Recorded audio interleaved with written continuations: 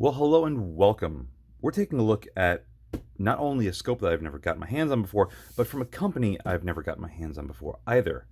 MEOPTA I've seen sold for a very long time, but I've never found any of their optics that really speak to me. That all changed when I came across the Optika6 line that they produce. Optika6 means that it's a 6x magnification range. So you have, for example, 1 to 6, 3 to 18, 5 to 30, and I think there's a 4.5 to 27, etc., etc. I can't wait to talk further about this because if you're unfamiliar with both the manufacturer or the model, you might be in for a treat because MEOPTA gives you options like I've never seen before. And by the way, if I'm mispronouncing this, please let me know in the comments because I really don't know how to pronounce this other than MEOPTA. Yes, I'm very American and I sometimes don't know proper pronunciation of things.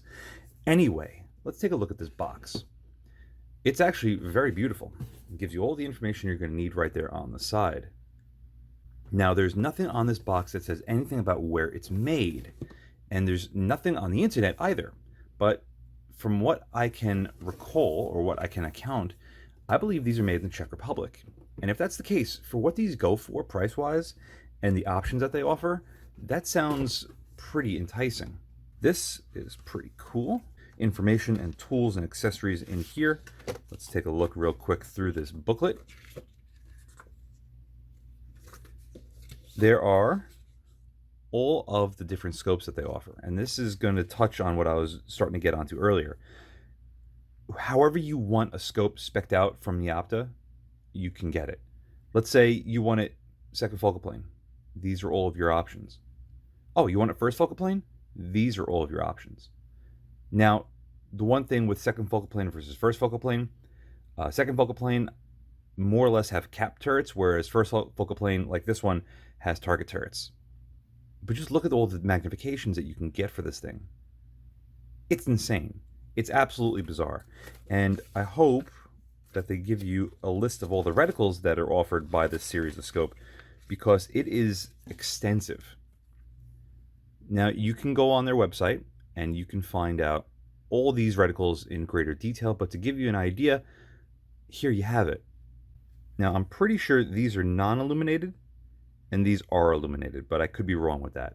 But just take a look, a gander at all the different reticle options that you can choose from with almost any magnification. Granted, I think there's some that you can't get for some lower magnifications, like I believe the MRAD ones, like this one is not available, but it's insane. It's absolutely insane. If my camera will focus, there we go.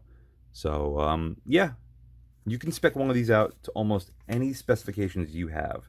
The rest of this is pretty generic. Yeah, it's actually extremely easy to set the scope up, and then that's about all we have inside here. So putting that off to the side, we are left with just the scope. The box is actually very nice. There's no styrofoam as you saw, it's all cardboard, but at least the cardboard holds it in there fairly tight. And here we have it. As you can see on the back, MEOPTA Czech Republic, which leads me to believe that this is made in the Czech Republic, not overseas anywhere, and there's nowhere else stating otherwise. I really wish that there was at least some marking either on the scope or on the box that said made in the Czech Republic, something that really drives home what MEOPTA is all about. Because apparently all their other optics are made in the Czech Republic. I don't think there are any made overseas, but I could be completely wrong on that.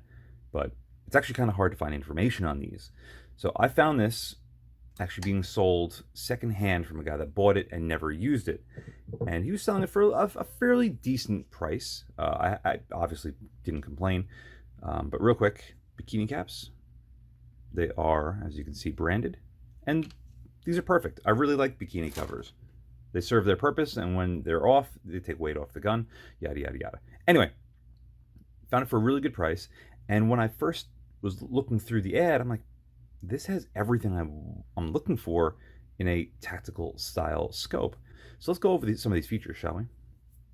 Back, fast focus eyepiece, and this thing is nice and tight, brand new, very smooth, no interruptions whatsoever, and when it's fully out, we're going to go in a little bit. This thing is rock solid. There is no wiggle to this whatsoever. I know it's really hard for me to showcase this on camera, but it is really, really nice. Now, I'm sure if you were to drop the scope with this thing fully extended, it would cause problems, but just know that it is excellent. Now, the magnification ring has got some really slick features that you don't really see all that often on any sort of optic. Yes, this is rubberized, and no, that's not super special, but it's rubberized in this really hard texture that you can really grip and turn. It's got a little throw lever built into it, as you can see, but it's got these threaded holes on the outside perimeter for, which I forgot to take this out earlier, this little cattail, which I'm about to throw in there. So, for example, there we have it in the hole farthest to the right, which if we have it at the lowest magnification to the highest magnification, that's set up more or less for probably a left-handed action. And then if we were to put it over here, it would probably be set up for a right-handed action. Now, as far as the throw on this goes, we got 3 and 18, so it's about 180 degrees from what it looks like. But look at that too. The numbers, or the magnification, are facing back. So when you're behind this thing and you're using it, you could actually see what magnification you're on without having to tilt your head up. That's a really nice feature. Not many scope manufacturers do that. So this magnification ring has a lot of thought that went into it. Not only do you have a lot of purchase on this with this really aggressive rubberized texture, but you have this little cattail over here, and then you have this big cattail that you can adjust in different positions depending on you, your action, your rifle, your preferences, whatever you want. This is extremely smartly done. There is, however, one thing about this that isn't as smartly done, but we're going to touch on that very soon. Moving on to the illumination ring, we have this really sharp splining on the illumination ring, which gives you great purchase. You have a lot of surface area and a really hard edge that you can really dig your finger into to turn this thing. This thing turns very, very tight, but this is also fresh out the box, brand new. Once it's in the detent, it is not going anywhere. It is super, super tight, and it feels fantastic. It's very easy to grasp, obviously, nice and wide, nice big purchase on here. So as far as turning this, yeah, it's tight, but it shouldn't give you any issues when you need to actually turn it.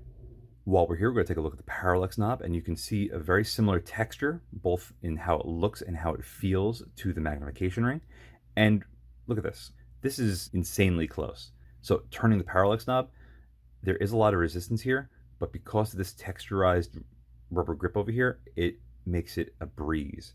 It goes all the way to infinity, and it has a big jump between 100, 200, 500, and infinity. So once we get into those sort of distances, even at 18x, this should have a lot of distance be in focus at once. But for me doing small bore, this thing would be a perfect option, because from 10 yards to 50 yards, there's a lot of fine tuning here. So at 18x, you could really get things to be perfectly in focus. Now we're actually going to leave the elevation knob for last. So let's take a look at the windage knob. Again, you can see the exact same texturing and grip. Now, this has the MRAD 1RD reticle in it, which has drops. And again, for me, primarily shooting a lot of rimfire at distance. If you've ever shot 22 LR at 300 yards, even on the lightest of breezy days, you're going to have to hold for wind. And you sometimes don't have the time to actually dial in your correction and take the shot before the wind changes. So for having a capped windage turret and a drop reticle like this, I'm perfectly fine with that. But if you're not, you can buy this with target turrets for both the elevation and the windage. You could literally have this any way you want. The only way I would have spec'd this a little differently is with the 30mm tube and the 56mm front objective. This has the 50, but again, I got it for a pretty good price, so I'm not complaining. We'll touch on the price soon enough. As far as how this windage turret feels,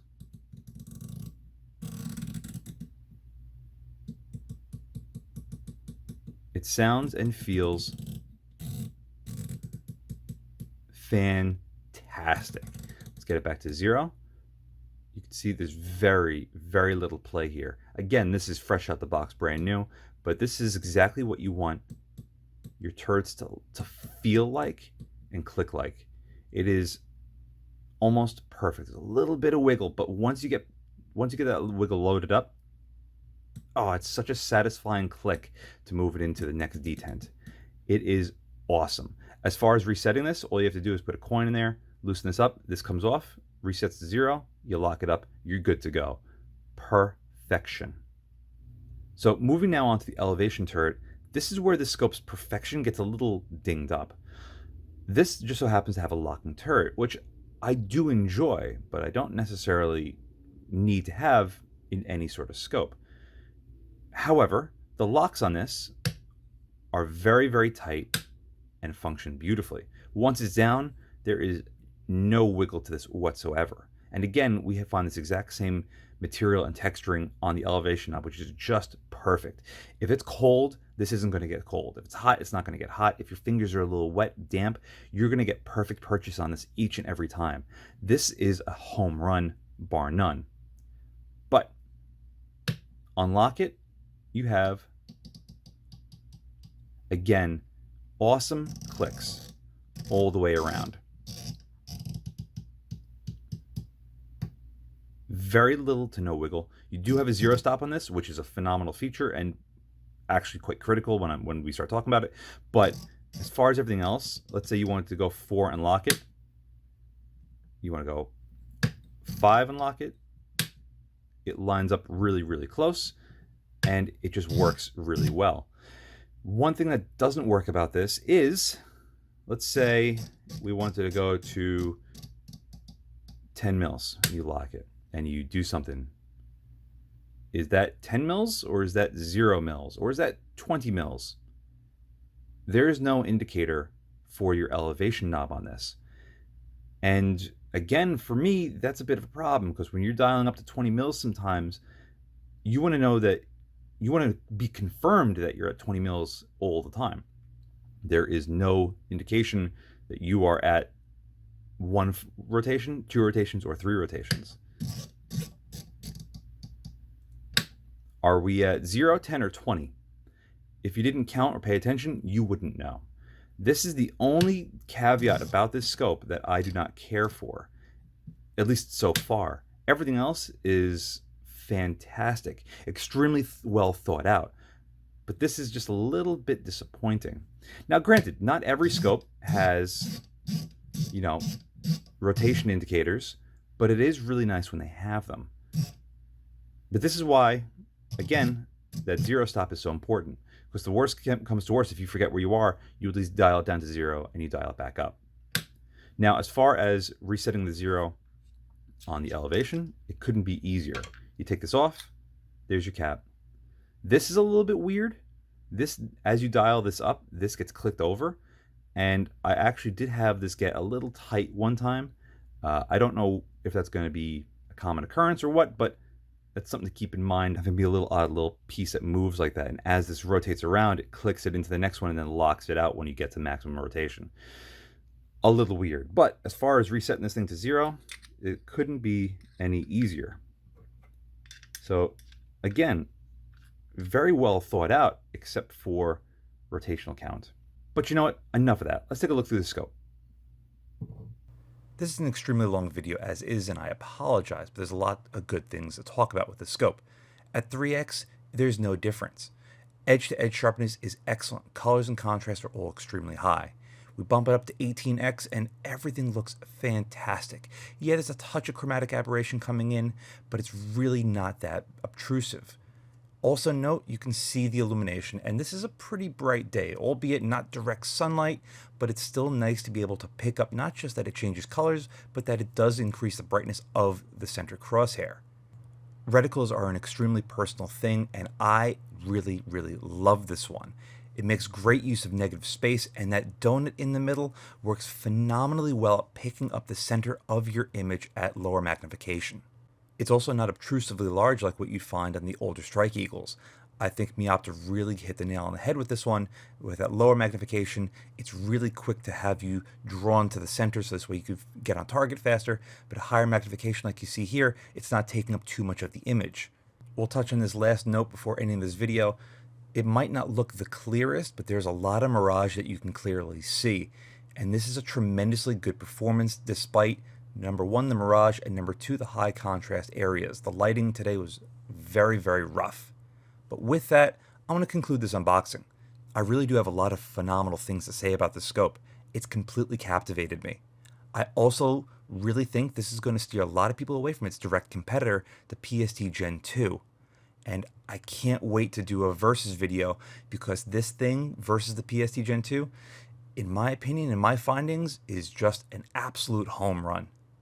With that, thank you very much for watching. Stay tuned for the first person review. And a huge thank you to all of my Patreon supporters. Without you, this wouldn't be possible.